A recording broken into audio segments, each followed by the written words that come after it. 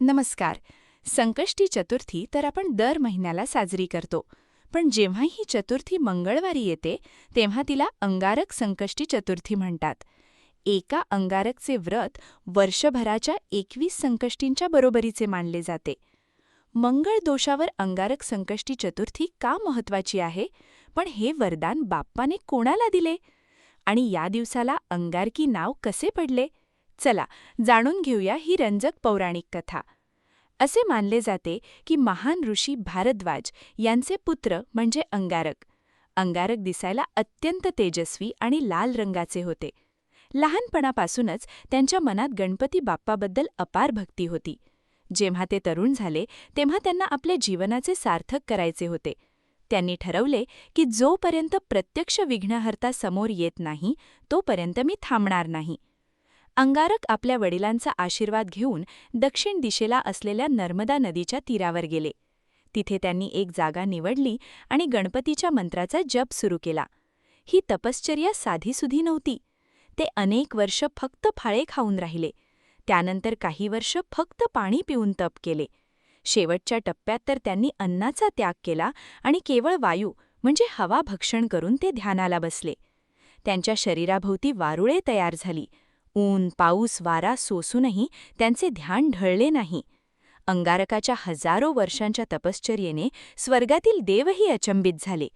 अखेर माघ वद्य चतुर्थीच्या दिवशी जी संकष्टी चतुर्थी होती, गणपती बाप्पा प्रत्यक्ष प्रकट झाले. गणपतींचे ते रूप अतिशय मनमोहक होते. हातात पाश, अंकुश, 4 हात आणि मंद हास्य.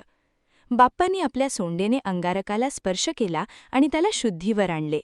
बाप्पा म्हणाले, हे अंगारका, तुझ्या भक्तीने मी प्रसन्न आहे. तुला काय हवे ते माग. अंगारक आनंदाने भारावून गेले.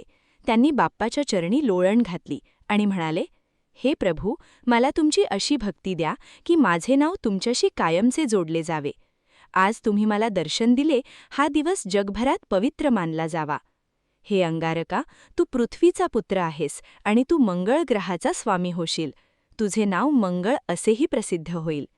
आज मंगळवार आहे आणि तिथी चतुर्थी आहे. भविष्यात जेव्हा कधी मंगळवारी चतुर्थी येईल तेव्हा तिला अंगारकी चतुर्थी म्हटले जाईल. जो मनुष्य अंगारकीला माझे व्रत करेल त्याला वर्षभराच्या 21 संकष्टी चतुर्थींचे फळ केवळ एका दिवसात मिळेल. त्याच्या आयुष्यातील सर्व संकटे म्हणजे विघ्न मी दूर करीन.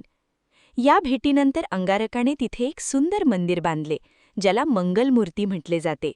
अंगारक स्वतः ग्रहरूपात आकाशात स्थिर झाले. तेव्हापासून आपण संकष्टी चतुर्थी जर मंगळवारी आली तर तिला खूप मोठे मानतो.